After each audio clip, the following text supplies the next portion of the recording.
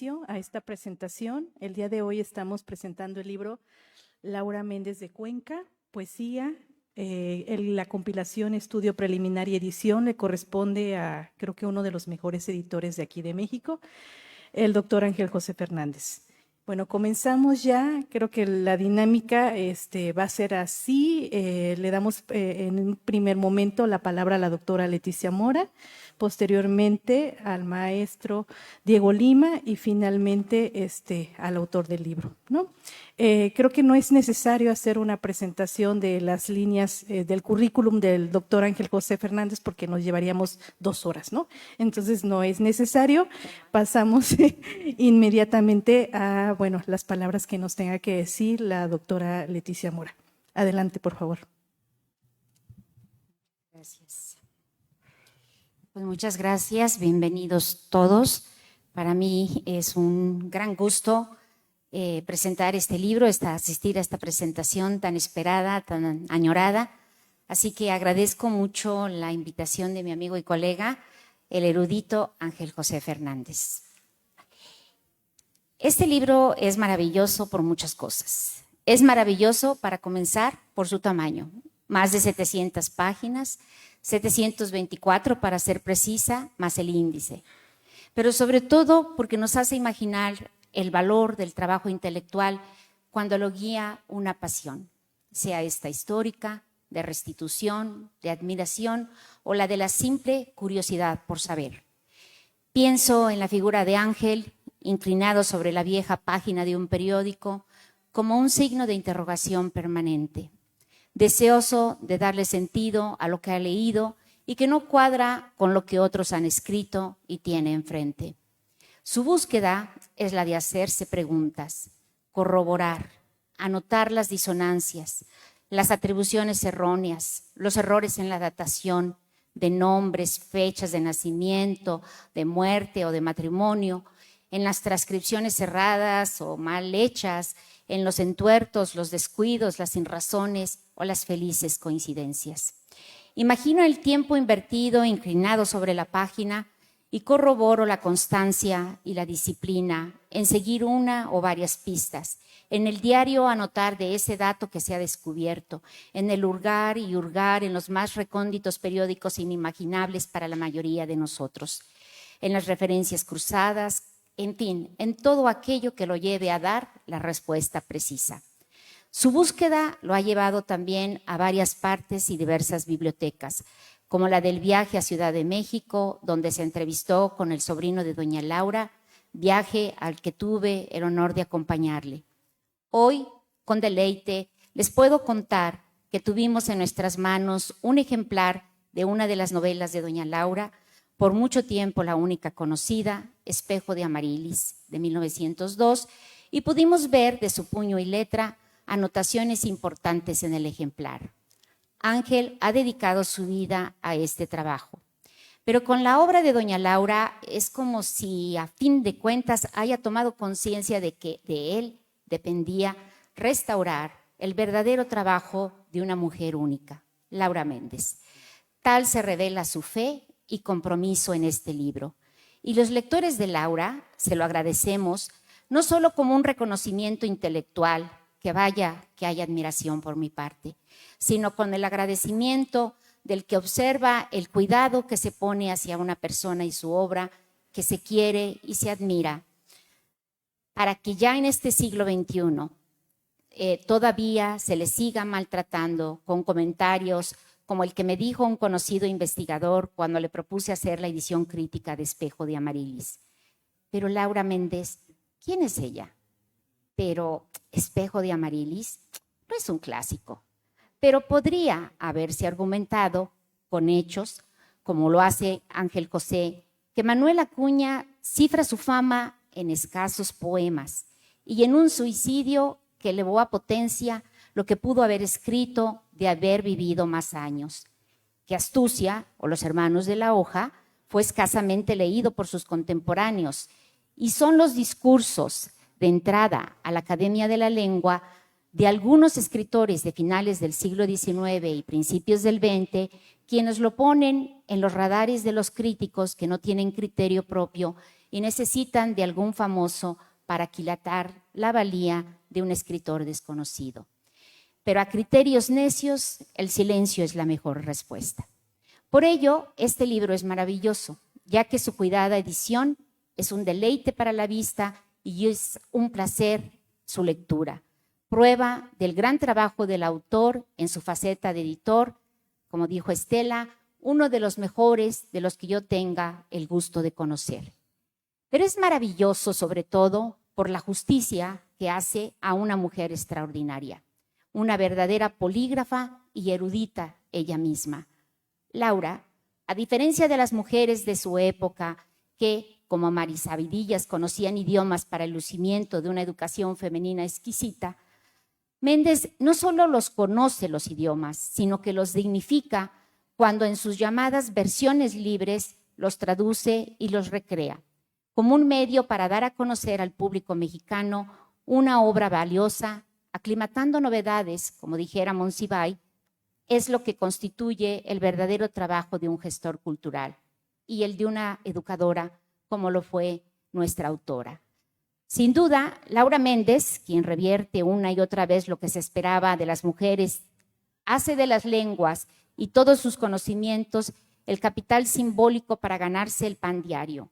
Pues ustedes deben saber que doña Laura, pese a su talento, sufrió toda clase de ninguneos, aún en su vida tardía, sola, con sus hijos enfermos y sin ninguna seguridad laboral, como bien nos relatan nuestro autor, Ángel, en este libro que hoy presentamos.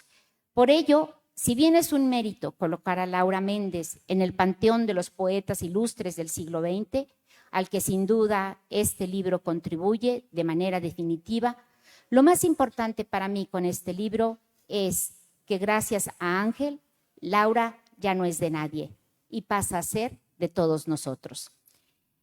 En efecto, la titánica tarea de Ángel es poner al alcance del lector todos los poemas conocidos y localizados de Méndez. 64 poemas, muchos de ellos inéditos. Así tenemos la oportunidad de leer todas sus variantes y conocer su ubicación precisa en las publicaciones en que se encuentran. La lectura de los poemas de Laura Méndez comienza hasta la página 339, de 720 y tantas, recuerden. Era el mundo a mi vista, publicado en 1873, cuando la poeta tenía 20 años, y termina con el poema dedicado a la muerte de Salvador Díaz Mirón, Pasa un poeta, publicado en 1928, el año de la muerte de esta gran poeta, a la edad de 75 años. Termina esa sección con el apartado de 20 versiones libres, imitaciones o traducciones, como las llama Ángel, según sea el acercamiento al modelo en griego, latín, italiano, francés, alemán o inglés al que ella está traduciendo o más bien dicho, apropiándoselo en algunas ocasiones y volviéndolo a escribir. El estudioso podrá revisar él o ella misma, si así lo desea, las diferentes versiones y formarse una opinión, o podrá proponer otras rutas para estudiar la obra poética de Laura Méndez, pero no podrá negar el rigor en la edición y en el trabajo realizado. Tal vez quien me escucha se esté preguntando, muy bien todo esto, pero ¿qué pasa en las otras 300 y tantas páginas? Y tendrá razón, pues lo que pasa es un ejemplo de investigación y de edición crítica de una obra. En las páginas previas a la poesía, Ángel tiene la oportunidad de articular un contexto personal y familiar de la vida de Laura Méndez, sus padres, sus amores y la formación de su vida familiar con Agustín Cuenca. Por ejemplo, en el malogrado amor de Laura con Acuña y su subsecuente separación por el amor que Acuña le profesaba a Rosario, según los chismes, asunto que ha sido motivo de diversas especulaciones, las evidencias que Ángel nos presenta son contundentes, pues más allá de lo que yo ya conocía, por ejemplo, y que desmentía dicho romance, asunto deslindado en Rosario la de Acuña, de José López Portillo y Rojas, Ángel lo demuestra exhaustivamente a través de fuentes diversas, como la ficha de bautizo, ¿cómo se llama esta? La partida de bautizo del hijo de Laura y el poeta, además de proporcionar datos precisos sobre la enfermedad de Acuña, datos muy interesantes, por cierto, que desmienten definitivamente esas versiones de que dejó a Laura por la mítica Rosario, pues en realidad Rosario estaba enamorada de Manuel Flores, por lo que el suicidio del poeta no se debió a ello, sino a cuestiones menos románticas que Ángel nos entretiene como un novelista del siglo XIX. Bueno, si el lector quiere conocer más de este melodrama, lo podrá averiguar en el apartado donde se encuentra esta información, en la cronología, donde además se podrán encontrar muchos datos históricos y de la vida social, cultural y literaria de la época de Laura, que no tengo idea cuánto tiempo le llevó a Ángel a hacer todo esto. Y aún anteriores, pues comienza con la historia de quiénes fueron los padres y abuelos de la poeta, así como varias de sus relaciones personales. 230 páginas meticulosamente documentadas, donde se cifra la vida de Laura Méndez, su carrera literaria y su profesión de educadora, sus viajes, sus empresas, en fin, su biografía intelectual y afectiva. Por otro lado, se cifra la vida cultural de un país y los avatares de una obra, la de Méndez, hasta el presente, sin dejar espacio a los devaneos de la imaginación para llenar algún espacio de duda. Un apartado envidiable para el estudioso, por si no fuera suficiente lo ya dicho, es la impresionante bibliografía, la cual podría ocupar en sí misma un pequeño volumen. Quisiera por último señalar que en el estudio introductorio el doctor Fernández desarrolla más ampliamente pesquisas e hipótesis que ya había adelantado en sendas publicaciones como Hacia una poética de Laura Méndez de Cuenca y Los editores de Laura Méndez de Cuenca, que ya en este estudio amplía y argumenta de manera muy persuasiva. Reitera la clasificación que había hecho de la poesía de Méndez, aunque aclara con rigor y honestidad intelectual que no es toda la poesía, sino la que hasta este momento ha localizado, clasificándola en 3 etapas, a las cuales ceñiría, según corresponda, los 64 poemas ya mencionados. La primera incluye 7 poemas correspondientes a los de la primera etapa, 1873-1875, una etapa de búsqueda marcada, cito, por la experimentación temática, formal y estilística. La segunda, poemas de la segunda etapa, 1884-1905, abarca 47 poemas. A esta etapa la llama Ángel, la de la plenitud creadora, de su madurez, y los poemas que la integran configuran el corpus más grande de su poesía y son la parte central de su producción en verso. Para la siguiente etapa, poemas de la última etapa, 1915-1928, porque todavía en ese último año, en 1928, ella se encuentra trabajando. Ángel ha localizado 10 poemas de gran originalidad, pues cito, son los poemas de experimentación tardía. Fin de cita. En cuanto a su poética, nos dice Ángel que Laura, cito, cultivó la poesía intimista, descriptiva, de ocasión y de contenido social mediante el uso de formas clásicas como el romance, la silva y el soneto. Asimismo, practicó la prosa poética y el verso en blanco. Los temas predominantes de su obra lírica son el dolor, el amor, la muerte, la soledad, la orfandad, la esclavitud, la melancolía. Los estudios más recientes apuntan que a pesar de haber sido valorada en los primeros años de producción como poeta esencialmente romántica, con atisbos modernistas, es posible vislumbrar en la obra de Laura Méndez, debido al tratamiento de los temas y asuntos en varios de sus poemas, un estilo más bien ecléctico. Fin de cita. A los estudiosos del siglo XIX y de la poesía escrita por mujeres les conviene revisar este libro, un ejemplo de generosidad intelectual. Les conviene tomar su tiempo y leer la poesía de una gran escritora, revisar la cronología que les ayudará a contextualizar los eventos de la vida de Laura, sus amores y desamores, los avatares de su familia, la desgraciada relación con su madre, con Acuña, con su esposo, con sus hijos y atisbar en la vida literaria del México decimonónico. Este libro es un puente que abre muchas puertas a estudios posteriores, un verdadero ejemplo de investigación, por ello una fuente sólida para futuros investigadores. Generosamente, como solo Ángel sabe serlo, todas las fuentes de las variantes de la poesía están aquí consignadas. Las actas de bautizo, de matrimonio, que aclaran nombres, fechas y lugares rigurosamente asentadas. Un trabajo tan dedicado es claro que no se hizo para el concurso del próximo SNI. Requiere amor, paciencia, rigor, invariables cotejos y mucha escrupulosidad en el manejo de las fuentes. Yo llegué en 2003 al instituto y recuerdo platicar con Ángel de mi pasión sobre Laura Méndez, pues había encontrado un poema entre los viejos papeles de mi abuela y mi deslumbramiento ante lo que mi abuela insistiera era la obra de una poetisa, pues yo no conocía a ninguna. Para mí existía un gran silencio que iba de Sor Juana Inés de la Cruz a Rosario Castellanos. Este libro y todo su trabajo con otras poetas decimonónicas colma con creces ese silencio y le otorga a Laura Méndez y a su obra su justo lugar. Enhorabuena, Ángel.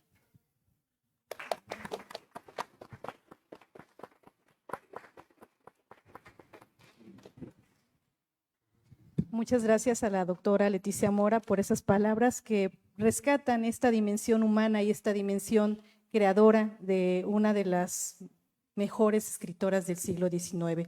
Bueno, damos paso a la participación del maestro Diego Luna. Lima. Ay, no sé por qué te puse Luna. Muchas gracias, Estela. Muchas gracias al doctor Ángel Fernández por haberme invitado esta tarde a estar aquí con ustedes. De broma, cuando me dijo que iba a presentar, le dije, maestro, pero se vale decir lo que realmente uno encuentra en el libro. Y me dijo, a ver si encuentras los errores, pero yo sé que es una broma porque pues, eso no va a pasar.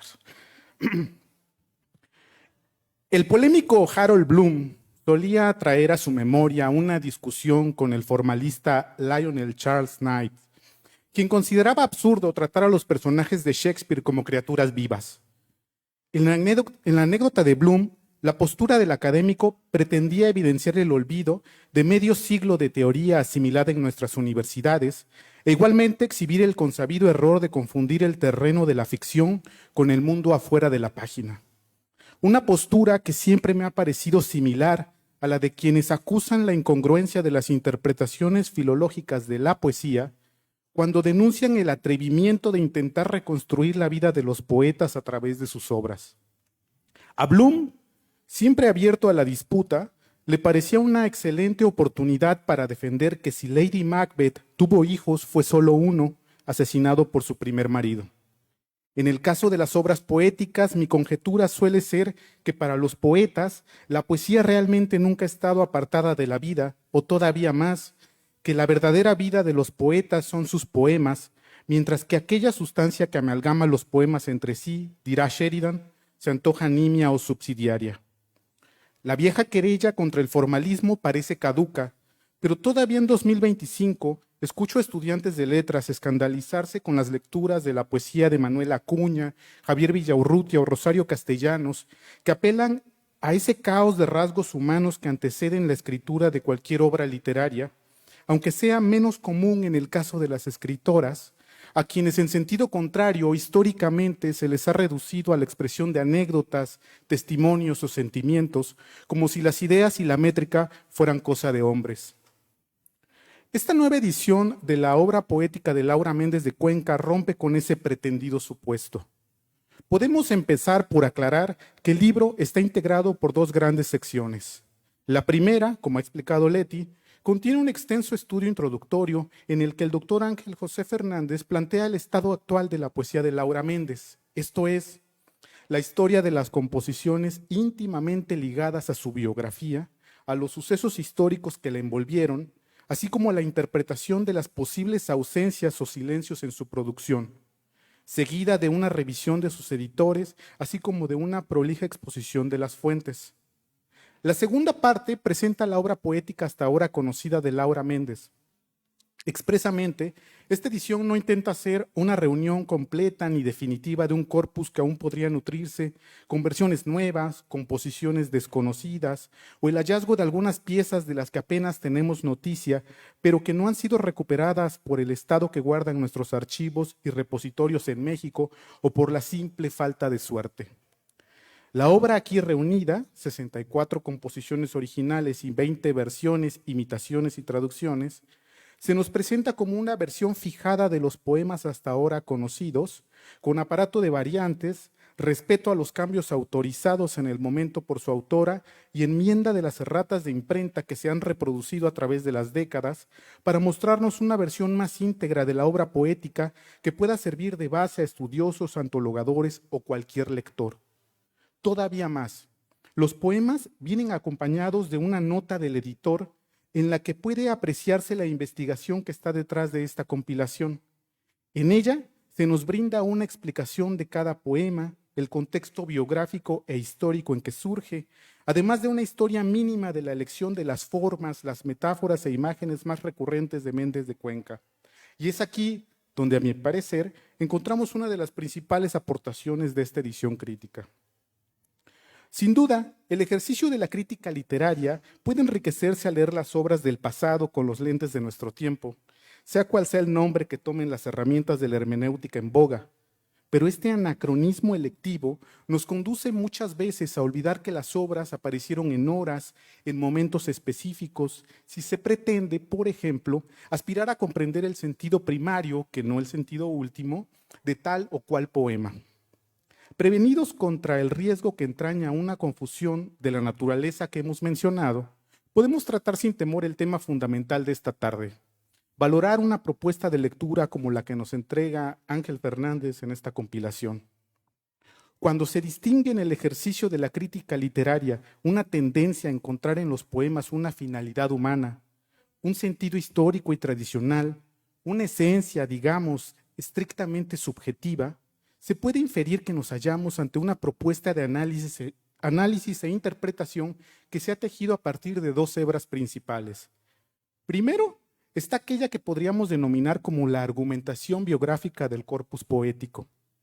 La biografía aspira a la documentación exhaustiva tanto de la vida privada como de la vida pública de una persona. Cuándo nació, dónde fue bautizada, con quién se casó, quiénes fueron sus padrinos, sus abuelos, sus amantes, sus vecinos, sus detractores. En pocas palabras, la argumentación biográfica de Fernández inspira a desentrañar el misterio de una existencia a través de sus poemas e intenta alcanzar, por qué no decirlo de una vez, la amistad vicaria de Laura. Veamos por caso cómo, al desvelar el intríngulis amoroso entre Méndez Lefort, Agapito Silva y el malogrado Manuel Acuña, nos expone el estudio introductorio la siguiente secuencia de acontecimientos.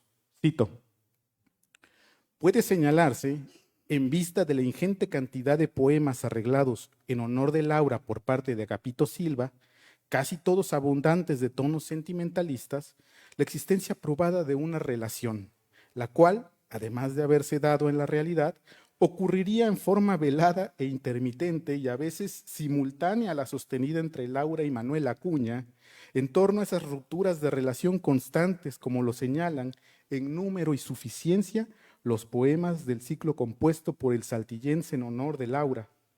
Todo parece indicarlo, pues al desvelarse esta relación triangular, al haberla descubierto Acuña o por habérsela confesado Laura a Manuel, tal como se desprende de la lectura del poema Adiós, sobrevino la ruptura definitiva entre Manuel y Laura, sin importar inclusive el embarazo consumado en torno a tan crítica situación, y meses más tarde el nacimiento de su hijo natural, bautizado como Manuel Guillermo Acuña Méndez. Fin de cita. Páginas más adelante, el estudio introductorio precisa que a nombre de la madre enlutada, el poeta Agustín F. Cuenca, quien será esposo de Laura Méndez, se presentó ante el registro civil para levantar el acta de defunción del niño y realizar los trámites para la sepultura de sus restos mortales.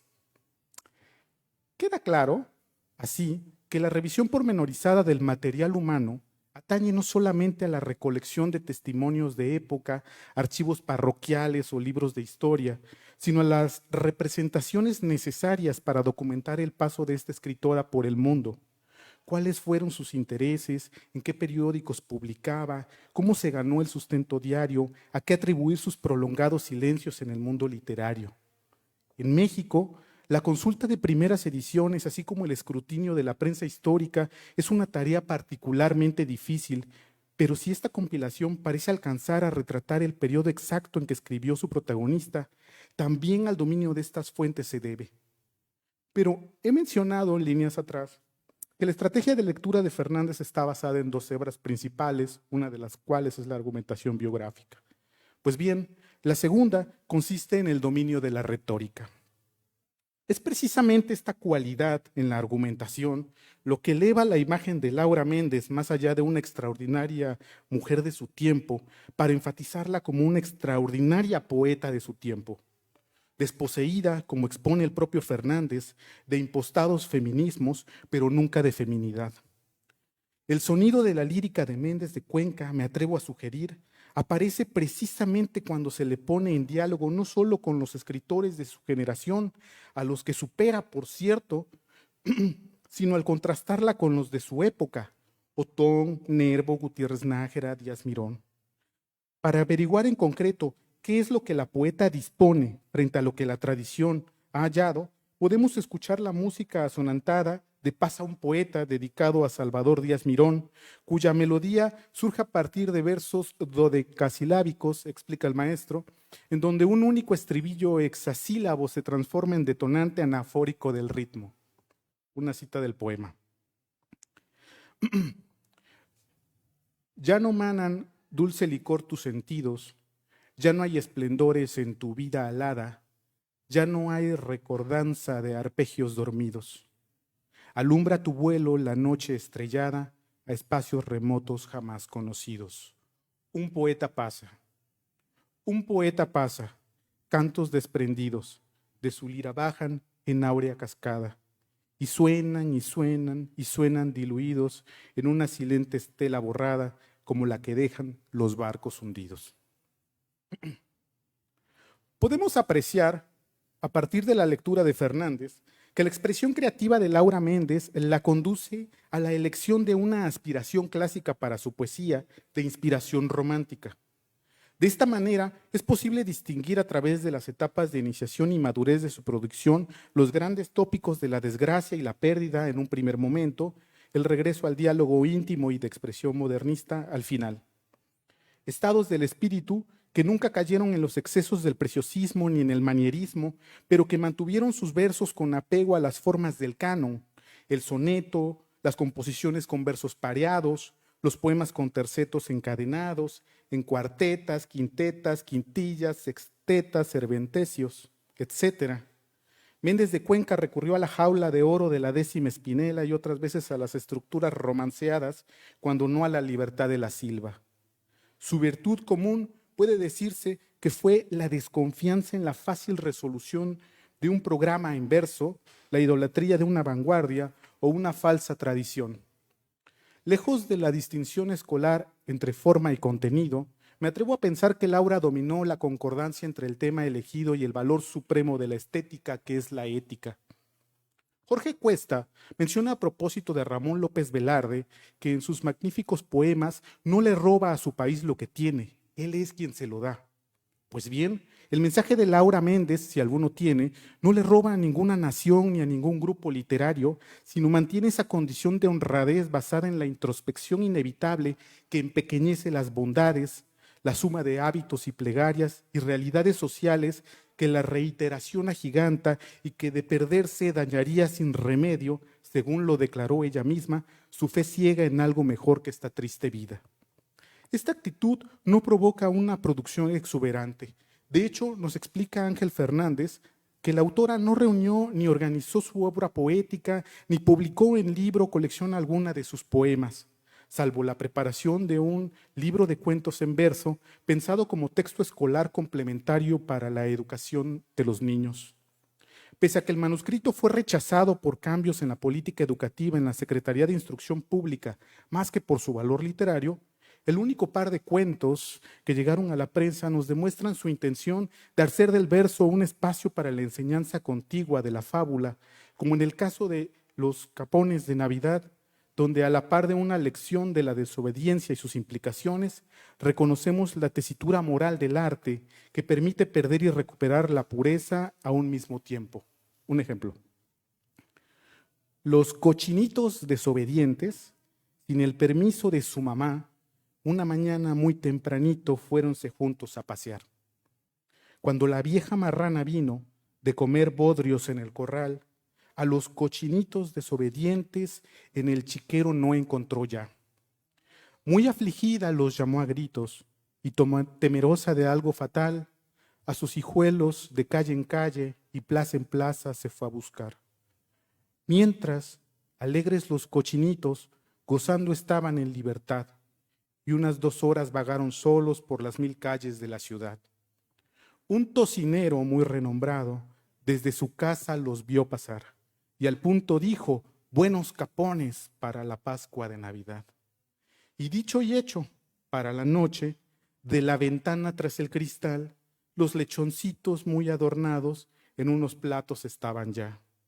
Cuando la vieja marrana viólos, contando 7, dijo: cabal, 7 eran ellos los pobrecitos, y aunque marrana, se echó a llorar. Inicié esta presentación afirmando que la vida de los poetas son sus poemas. Pues bien, para un editor que además es poeta, sería equivalente decir que su vida son también sus ediciones. No es difícil comprobar que esto es cierto en el caso de Ángel Fernández, sobre todo para quienes hemos tenido la oportunidad de conversar con él durante la última década.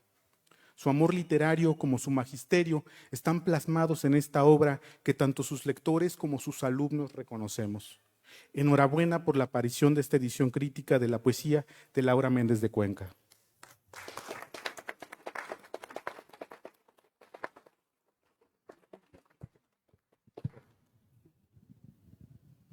Gracias al maestro Diego Lima, que no Luna, perdón por mi exabrupto de hace rato.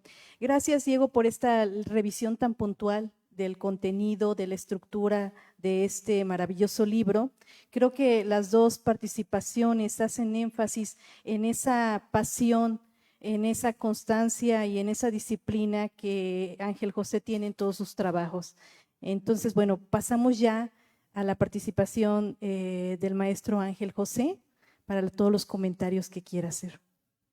Gracias, Estelita.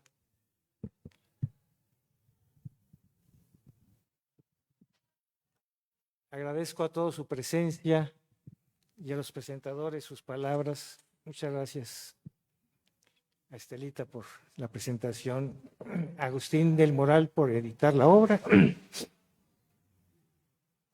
y a su equipo de gente que me tuvo paciencia para que quedara todo dar la edición. Creo que el trabajo habla por sí mismo. Es la coronación de casi 20 años de trabajo, pero más que el tiempo dedicado a la hechura y a la configuración de la edición, siempre tuve presente el acto de justicia que implicaba recuperar una obra ninguneada y olvidada. Entonces, ese fue el motor. Como verán, soy viejo y soy sentimental. Fue ninguneada por propios y extraños, por sus contemporáneos y por nuestros contemporáneos. Primero se le olvidó, después se le ninguneó, después los jóvenes editores del siglo XX colaboraron a seguir hundiendo y escondiendo la obra y el mérito de la poesía de Laura Méndez de Cuenca. Eso obligó a un trabajo todavía más exhaustivo de búsqueda, de cruce de información, de cotejo de ediciones, en donde los editores contemporáneos se llevan la peor parte. Es decir, que la poesía de Laura Méndez de Cuenca se lleva la peor parte con sus supuestos salvadores y recuperadores de la obra. Entonces, la obra en los periódicos, lo sabemos, es obra de la prisa, siempre hay errores. La recuperación de estas obras en el 19, pues sí, obliga a un cotejo y a ser exhaustivo, pero en este caso, el peor trabajo, la peor, digamos, lo que más trabajo costó fue esclarecer la incomprensión de los editores del siglo XX. No era posible que editores profesionales dieran al traste con una obra tan importante cuando era necesario hacer el rescate oportuno. Hubo pues que hacer bastante labor de corrección, de enmienda, de revisión y de búsqueda. Tiene muchos errores la edición. El tamaño creo que es uno de ellos. La exhaustividad creo que es un error, pero era necesario porque al darme cuenta que se equivocaban en los datos más insignificantes,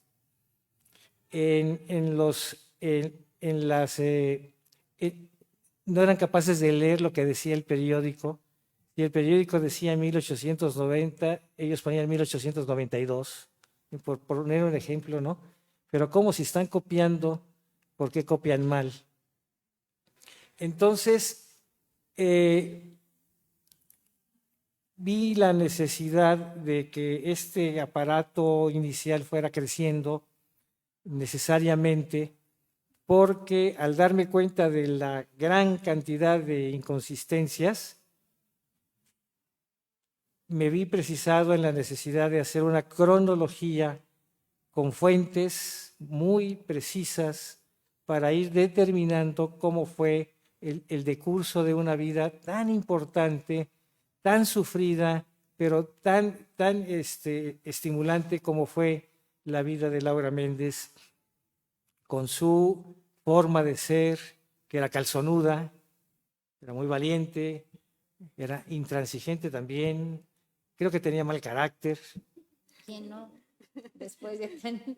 Pero pues se enamoró de un poeta enfermo.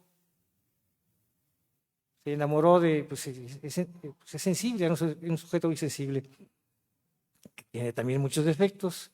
Entonces ella vivió con plenitud, le tocó una vida triste, creo, pero ella siempre sacó la casta, siempre vio por sus hijos, más que sus compañeros de vida, ella vio por sus hijos, lamentablemente muertos, uno muy joven en una epidemia, otro. De los 8 que tuvo, 2 lograron la vida adulta y estos 2 que lograron la vida adulta, uno lo mató el cólera, Horacio, y a Rosa, a su hija, Alicia Rosa, pues murió esquizofrénica, con momentos de demencia, en fin, con unos problemas de salud impresionantes.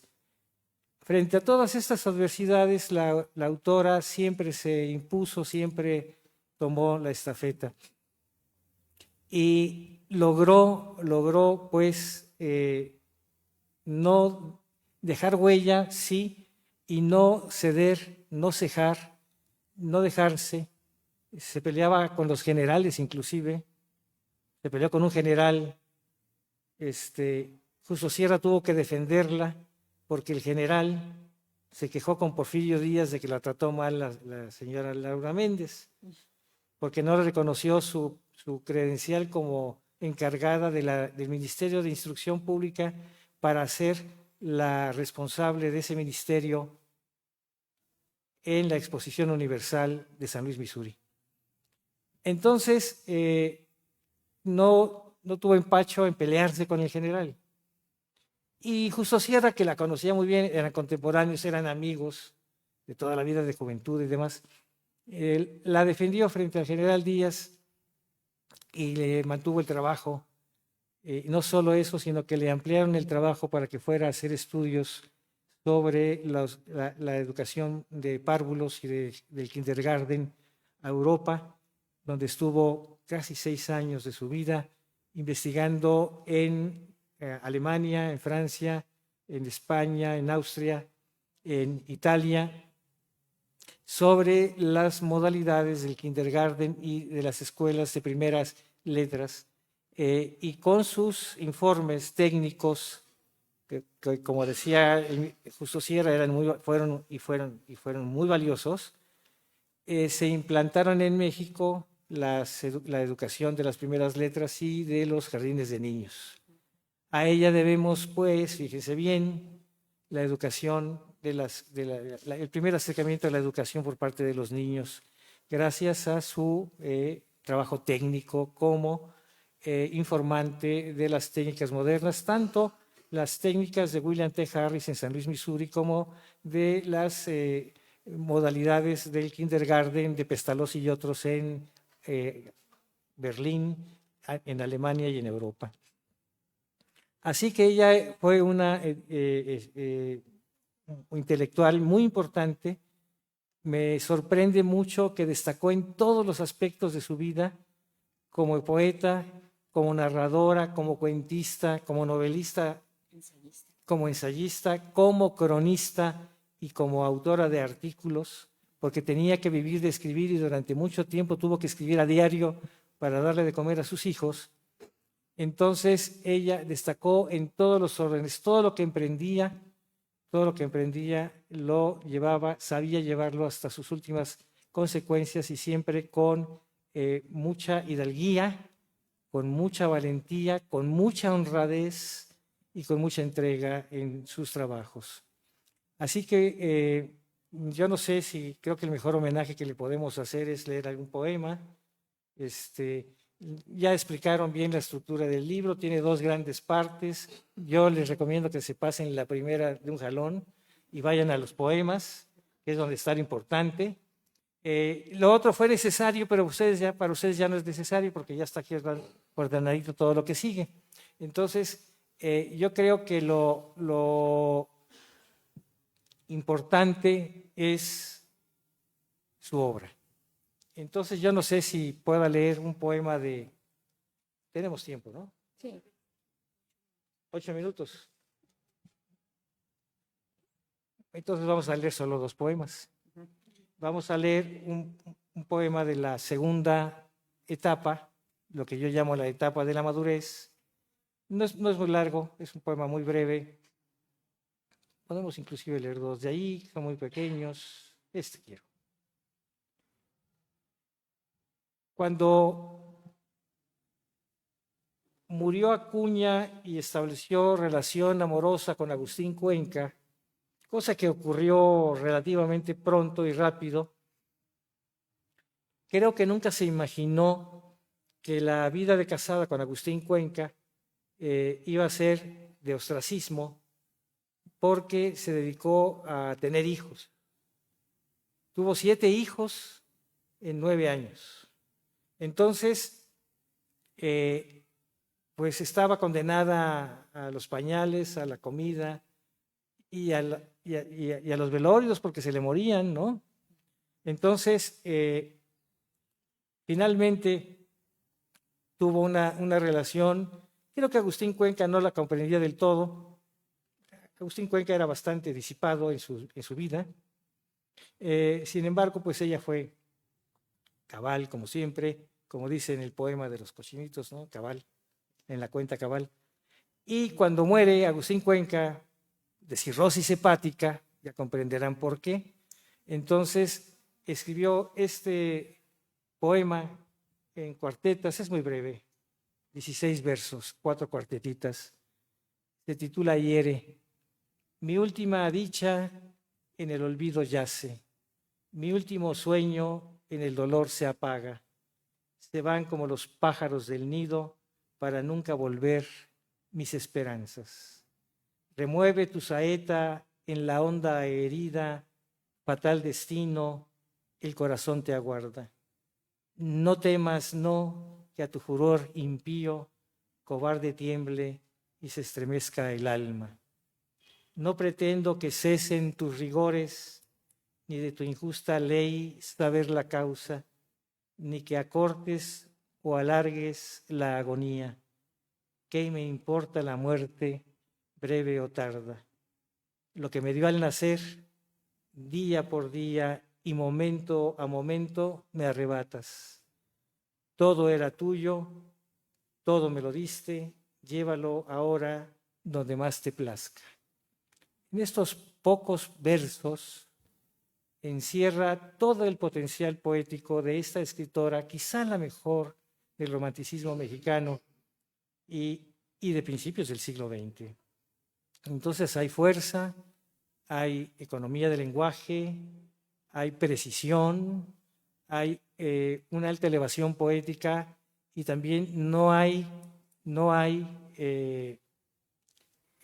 vacilación, no hay abnegación, no hay ninguno de los rasgos propios de lo que se llama la poesía del ángel del hogar, que es característica de nuestro romanticismo. Al contrario, enfrenta la situación. Quizá valga la pena leer algún otro. Ese lo leí por breve, los otros son igualmente importantes. Bueno, yo creo que voy a leer el que me parece que es uno de los poemas consagratorios, no de Laura Méndez, sino del romanticismo mexicano. Dará tiempo y sobrará. Adiós. No, oh corazón. Nada más que aparezca, ya apareció. Este es el primer poema que escribe cuando está desahuciado a su esposo en 1884. También está en cuartetas, son versos cervantesios. Oh corazón, ¿qué vales ni qué puedes de este vivir en el austero abismo? Si presa tú de las mundanas redes, eres siervo y señor a un tiempo mismo. ¿Quién a tu ley su vanidad no humilla? ¿A quién si ruegas tu humildad no mueve? ¿Eres luz y verdad? ¿Eres arcilla? ¿Guardas lo eterno o lo mudable y breve? ¿Qué vínculo, qué lazo hay en tu esencia entre el yo pensador y el sentimiento? ¿Al pensamiento guardas obediencia o dominas audaz al pensamiento? ¿Por qué formas de amor volcán hirviente si tu latir a otro latir responde? ¿Dónde guardas el odio de serpiente? ¿La torpe envidia y la ambición en dónde?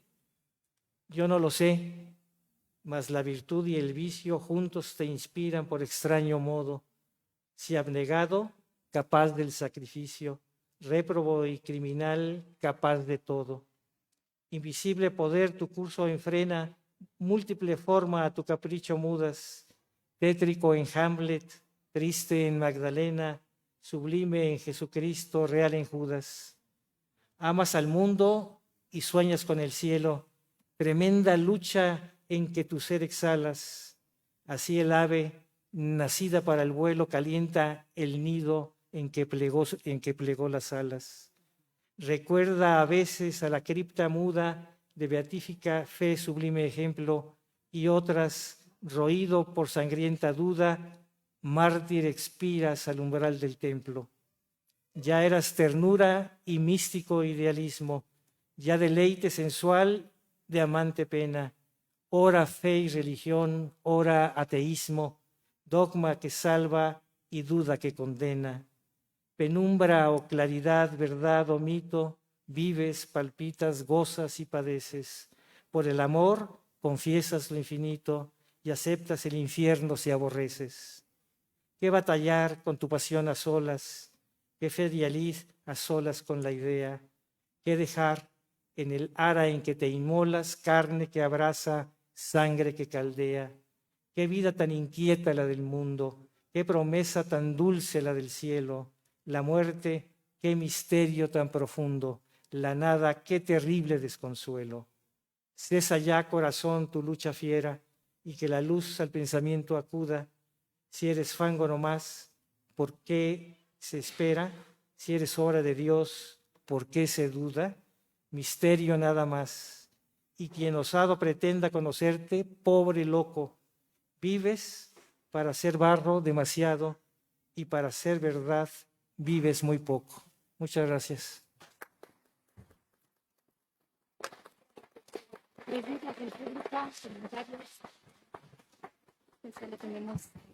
Un minuto.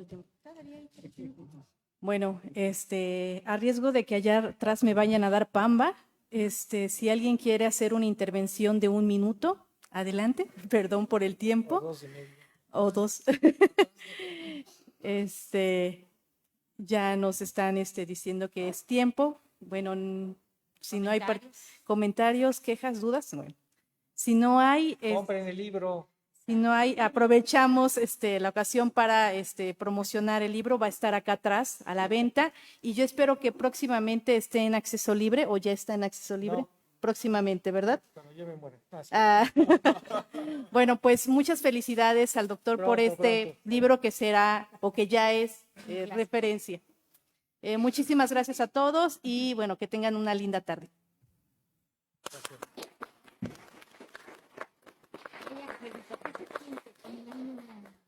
Ya, no me dio tiempo de eso. Qué horrible. Querían que leyeran las estas, pero ya se las Muchísimas gracias por habernos acompañado. De igual forma.